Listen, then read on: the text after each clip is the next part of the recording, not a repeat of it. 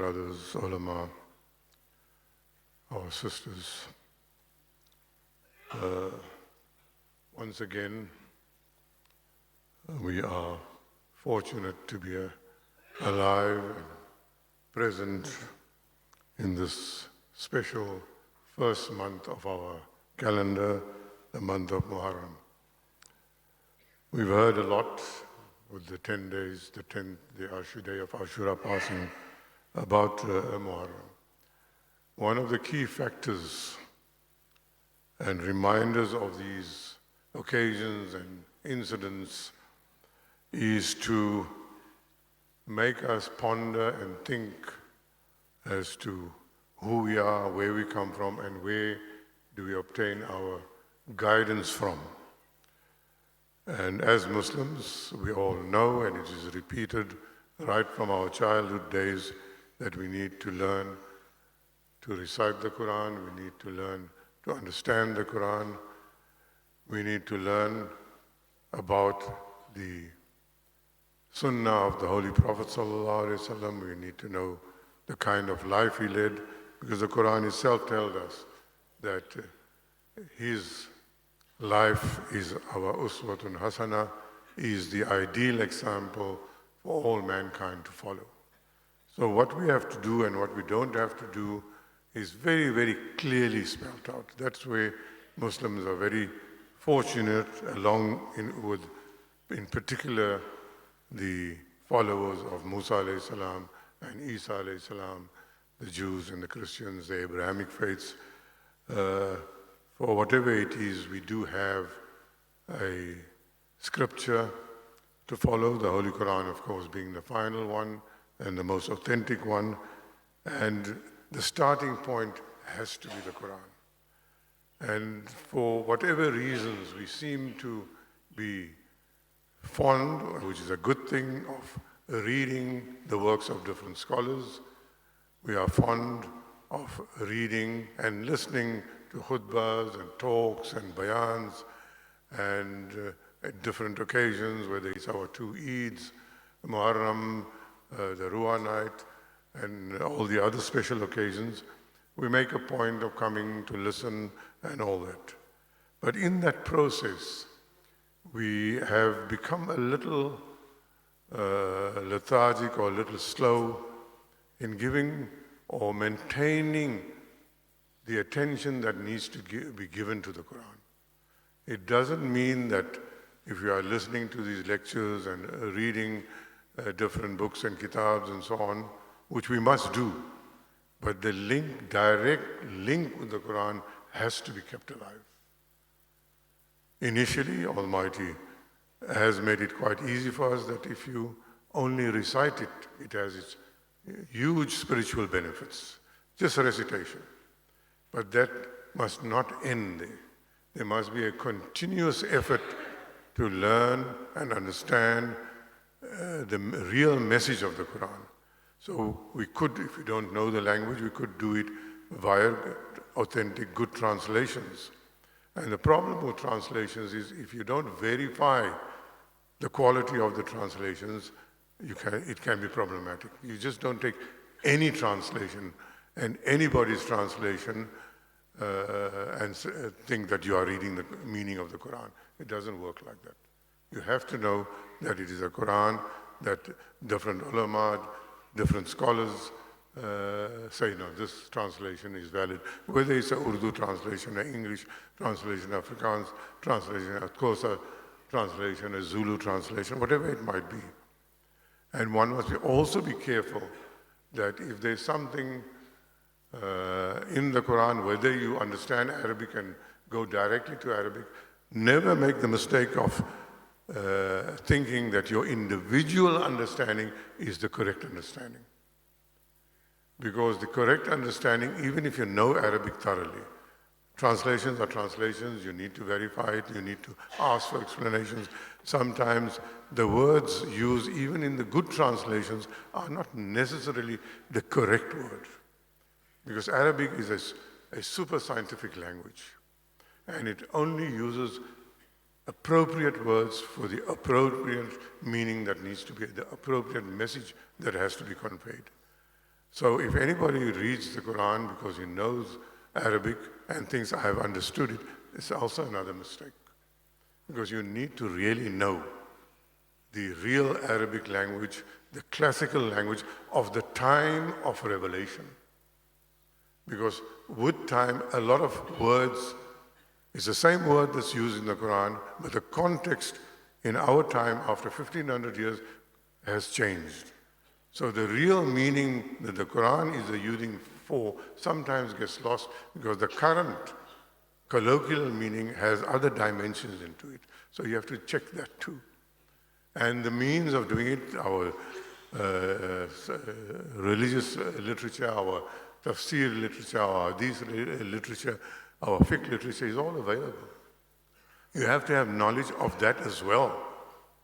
You can't just read the Quran out of the box without referring to all the other aspects where the explanation of the meanings of the verses is given through studying the Sunnah, the Hadiths, the tradition of the Prophet ﷺ, through studying the interpretations of the different A'immah, Imam Shafi, Imam Abu Hanifa, rahmatullahi alayhi, Imam Malik, Imam Ahmad ibn Hanbal, and all the other scholars. We need to have that kind of understanding. So a Muslim is one who has to become scholarly. You have to find, you have to talk to our alim, you have to verify even the same things that I am saying. It is your duty to verify every talk that you listen to. It is your incumbent duty to check up everything. You cannot say, Maulana Adam said this in a Jummah khutbah, so it has to be right. Who am I to be right? Or who is another sheikh to be right? You have to verify and check every bit of information. I can be a liar. I can be deceitful. So you have to double check. And I can be super honest, but can I just misunderstand something? So I'm not saying I have to be a liar and be deceived. I can just make an honest human mistake in misunderstanding a verse of the Quran. So you have to double check all the time. You are not going to stand on the day of judgment in front of Almighty Allah and says, when Maulana Adam said that, I'm not going to be there to defend for you. Because you have to find out yourself. You cannot say that what was said in the mimbar is what I did. It should be like that. But you must have a little bit of usage of your common sense. That is it, can it be correct? That little bit of understanding, when you recite the kalima, you consciously accept Islam and say, I am a Muslim, you must also have the ability to constantly verify, constantly check. That is what is expected. That is what the Quran is. So we need to build a very strong, a very profound, a very critical observation based on reason. Nowhere are we recommended that if we say the kalima and we become Muslims, we accept things without reason. Islam teaches us to be right on top of reason, but the reason means you have to have knowledge. You have to ask questions. You have to, not your own personal self, sit in a corner, read a translation, up in arms. No, we're doing this wrong, and we must kill the non-Muslims, and we must do that, and make jihad. It doesn't work like that. It is about peace. Yeah, Islam is about peace, we say it. But do we display that peace?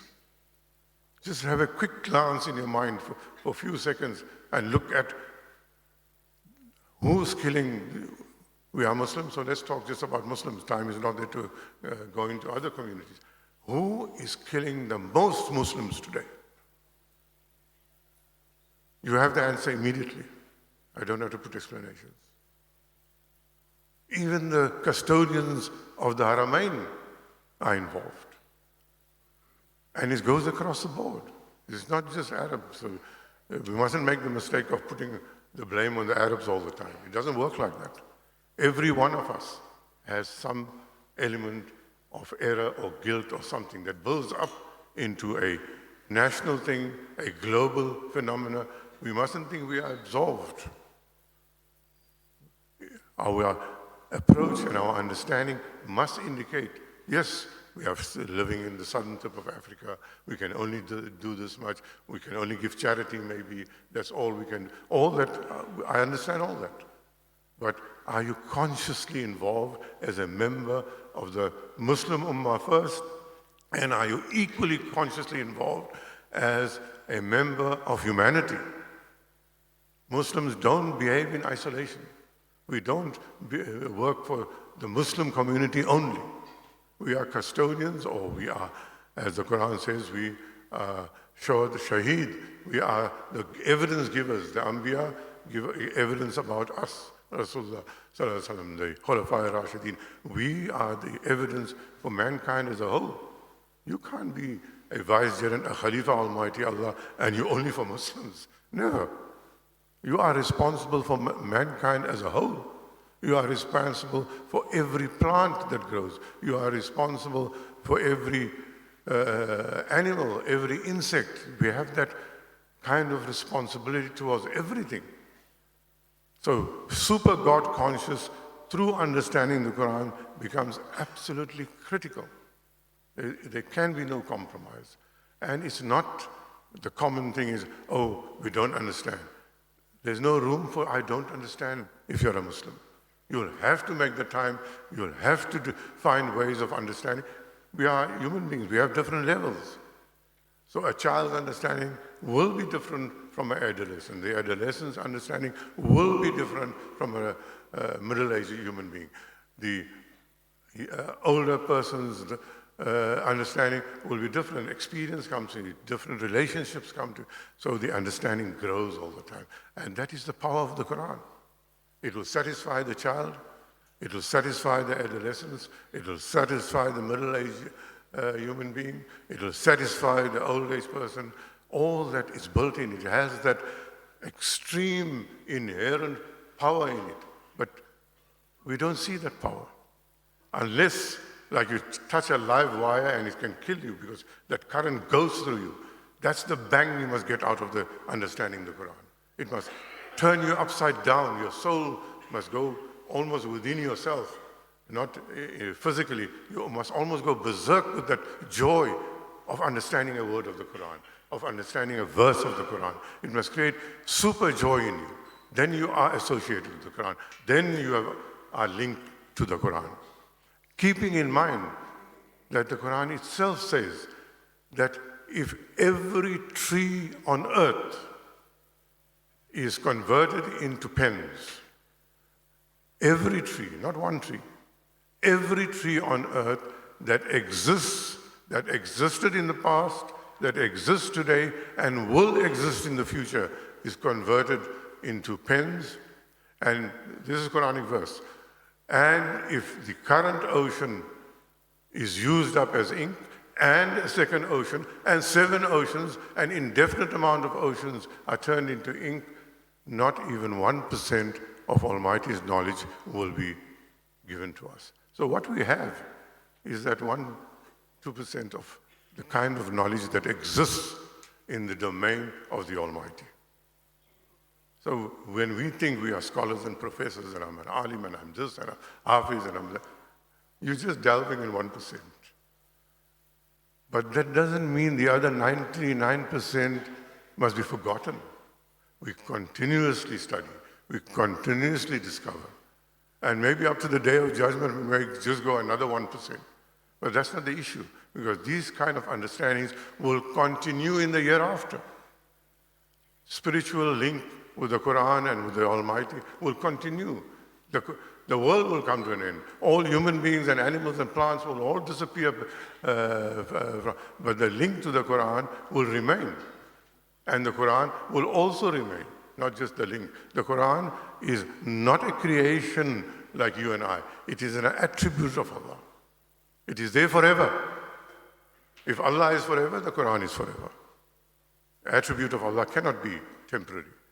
So we must understand, we've got a gift that is so full of knowledge, and it has some, and everything that I'm saying about the 99% that we don't know, it is actually embedded in the Quran. We can start deriving. That's why if you read it more, even if you read a translation, a correct, good, authentic translation, you will get the same benefit, maybe at a lower level than somebody who knows Arabic, but you can try. Even cold subjects like mathematics and physics emerges from the Quran. 124 sciences emerged. It's recorded in our literature. 124 circular sciences, subjects, emerged from the recitation of the Quran by an illiterate community. The Arabs who received the Quran were an illiterate nation. The Prophet ﷺ who received the Quran was an illiterate prophet. And there's a whole wisdom around why they were illiterate. Time is not there to explain that. Very briefly put, when you go to school in education, philosophy, we talk of the child's brain is like a clean slate. We have to do the writing on that clean slate. So like that, we must understand that we're going to discover from the Quran all the time. It's not that we've read the Quran, 6,000 plus verses, and we've read it. No. Each time you read, you'll discover another one fact, and another one fact, and another one fact. Ask people who do that. You will discover, even if you read them all the time. So it's super powerful. The Quran is super powerful.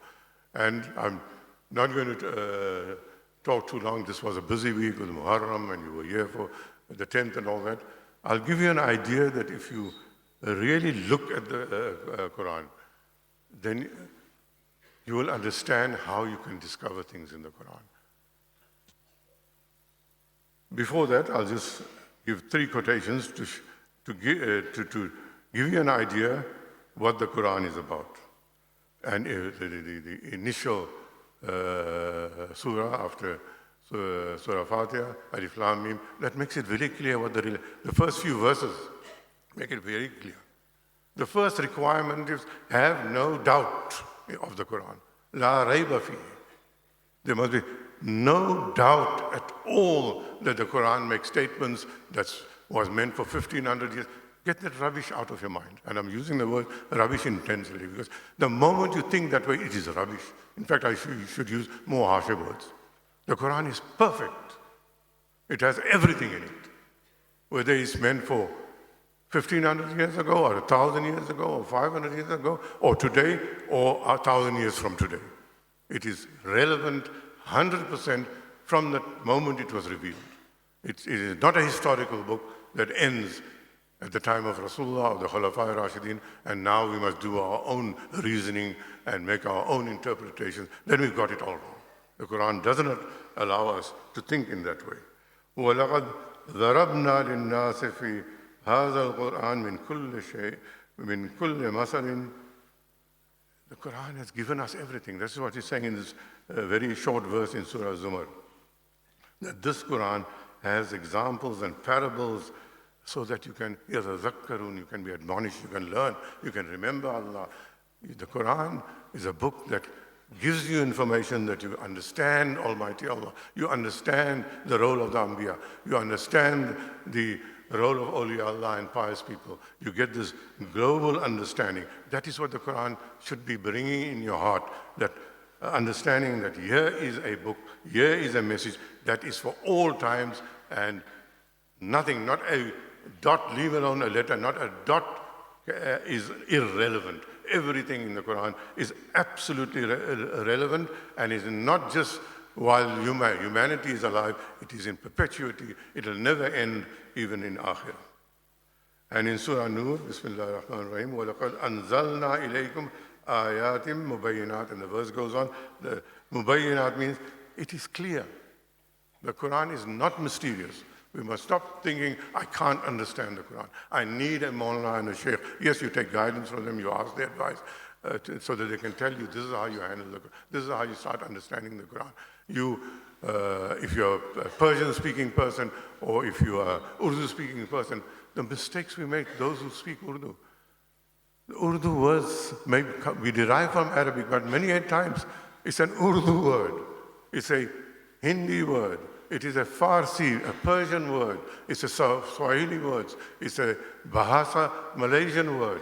These languages that adopted 60-70% of Arabic words into it, these are, Urdu is created, it's a Muslim language. Muslims created it. Bahasa is a Muslim language in Malaysia. They created it. The Swahili is 60-70% Arabic. They created these languages for local people to understand. A lot of the people who made dawah and went there, communication is critical. They can't go and talk in classical Quranic Arabic. So do you communicate with a lot, especially Cape Town? It's all about Afrikaans. Afrikaans was written in Arabic script, not in Latin script. The first books of Afrikaans were written by Muslims dealing with our fiqh in Arabic script. So that is our other languages. So the Quran is ayatim mubayyinat, clear. The verses are clear for us to understand. We must make the effort. The moment we put that, and that's where la rayba, the moment we say we can't, that's doubt. The very first verse of Alif makes it very clear. You cannot have doubts. You can understand. You must understand. The Quran demands it. Rasulullah sallallahu alaihi wasallam demands it that we understand it. In Surah Yusuf it says, وَتَفْصِيلَ كُلِّ شَيْءٍ. It gives you explanation of everything. And we must firmly, no doubt, we must believe that everything is there. We need to find it. Something was said 1,500 years ago, but it will happen in our age, and then we'll say, hey, but the Quran said this. It mentioned something. There was that the connection must be made. And it doesn't mean it was revealed for this age. It had a meaning 1,500 years, it had a meaning 200 years ago, it had a meaning 500, and it has a new, the meaning was there, a new understanding, because there's a new discovery, there's a new explanation, and you see the link. So the same verse that gave us satisfaction to understand something 1,500 years ago will give us another understanding, but the verse hasn't changed. The meaning hasn't changed. That's why I said earlier that the Arabic language is super scientific. It has that ability. You take one root word, and that works, that's grammar, I won't go into it. You take one root word of 3 letters in Arabic, you've immediately learned 27, 28, and if you expand that, 30, 40 words. You immediately understand. When you understand the meaning of one root word, you learn 28, 27 words immediately. That's how scientific it is. You take the camel, 100 to 200 words for camel. It has every meaning. The born camel, the first-year camel, the second-year camel, the brown camel, the white camel, everything. The 200, there's words in Arabic. It's a profoundly scientific. We need to come to know those things. That's why I say you can't just take a one meaning and think, I know the Quran. You have to study, you have to know, you have to understand all these things. You also have to remember that what the Quran and this message and the Sunnah is telling us, that the driving force for the Ummah to be a powerful Ummah is nothing else but dawah. That is the driving force, the petrol for this Ummah to be a dynamic Ummah. You can understand the Quran, you can sit at your home, it means nothing. That understanding won't carry you through on the day of judgment. The spirituality of the Quran may take you through. Almighty wants to forgive us and be merciful. So He'll find many ways. But technically speaking, you can be a super mufassir and understand the Quran, but if you don't translate that into practicality, and I'm not talking of the 5 pillars in Sawm and Salah, there's no question of we don't even have to talk about it, you simply have to do those things. But if you don't add to that 5 pillars the aspect of conveying the message to Muslims that need to understand, so message to myself, message to my family, message to my larger community, message to the Ummah, message to the larger humanity. Dawah is the driving force. That's the petrol of our machine of being a Muslim. Now, I'll give you one example to conclude. There are several explanations. One of the verses says, look at yourself. We won't go that into today, but look at around you. What do you see? And look at connections. That's what the Quran's message is. Look at connections. Now, at random, we find mentioned, there's about 6 items here. I won't read the verses related to it. The one verse talks of mountains were created so that the earth was takarra, it can be stable. But there's a hadith that tells us that one of the signs of the end of the earth, when everything is coming, one of the first signs is going to be, it's authentic hadith, the earth will be flattened. It'll still be a circle, but the smallest of hills, even if you have a little hump like that in your garden, it'll disappear. The whole earth will become absolutely flat. And the moment that happens, the word used in the Quran is istaqarra. It creates stability. The stability will go, the instability. And that's when you read the other hadiths that the sun will rise in the west and all that, you can see that. And science has now verified that. We don't have to wait for science because the Quran, we believe in it. We don't have doubt in the Quran. We don't need a scientist to tell us that the poles will be turned around, that South Pole will become North Pole and North Pole will become South Pole. The Quran has indirectly indicated that's what's going to happen. And scientists say now we can expect that in the future to happen because the scientific. So the first thing is mountain, and then the early human beings believed that it keeps the earth stable. The mountain is powerful. No, people worship mountains. Pagans worship mountains. Then Almighty said, the Sunnah tells us, if you're studying the verses and all that, the mountains are not the strongest. They look strong, but they're not the strongest. There's a little element. And the Quranic verse, when it talks of iron, it uses the verb nazalna. We sent iron to your earth. How we send it, we don't know, we need it. That's now a study. That's where the understanding, when it says we sent iron, we should train our young children in our darulums, in our schools and everywhere. Come, let's understand this.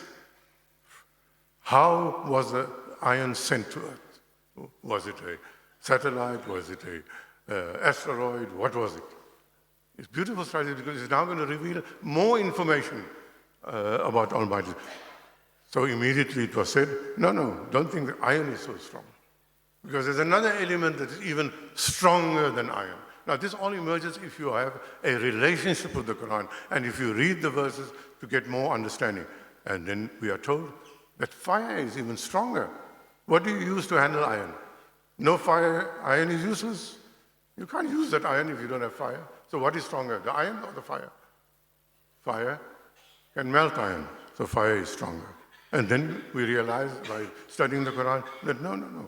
There's something else that is even stronger than fire. And that can put the fire off. It's water. Throw the water on that fire and it's going to go. But then that doesn't end. There's something even stronger than fire. And that is the wind.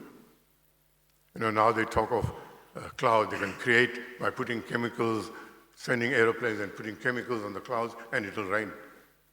But they don't tell us, and they almost use these kind of things, that Allah is not in control. Allah is always in control. What they're not telling us is that they can throw those pellets of whatever chemicals or whatever on those clouds, but they cannot control the wind that can take that rain. It's meant for Cape Town, but it'll go and rain in Joburg. The wind is more powerful. It can do what it wants. And then the real crux of the thing is that what is the strongest? There's something even more strong. And if you understand and read the Quran and read the sayings, the most powerful thing is the hand, the yad, the hand of the giver. Charity is the most powerful weapon for humanity. That is why when it talks of salah, it talks of infaq. It says spend. It's linked. Your iman is linked to spending, giving away, not keeping it in the bank. You can become ultra rich, you can become a billionaire, you can become a trillionaire. Islam doesn't stop you. But the approach is, my hands are in control of me. I give. The yad, the hand of Rasulullah ﷺ is the most powerful because that is the hand that taught us what giving is. The most powerful weapon of the ummah is the ability to give to the lesser. Anything that you have, any talent that you have, give it to the needy, give it to the poor. It's not just money. Anything that is, you can give. So brothers, the appeal is link yourselves to the Quran. Become meshed in with the Quran. Let it burn in your soul at all time. We need it. We are in dire times, and let us not be killed by each other and be burnt by each other. Let us be burnt by the words of the Quran and create that fervor in us. And Almighty can, in seconds, kun fayakun, He can turn all that Islamophobia, and if we come right, everything can disappear within seconds. Jazakumullah.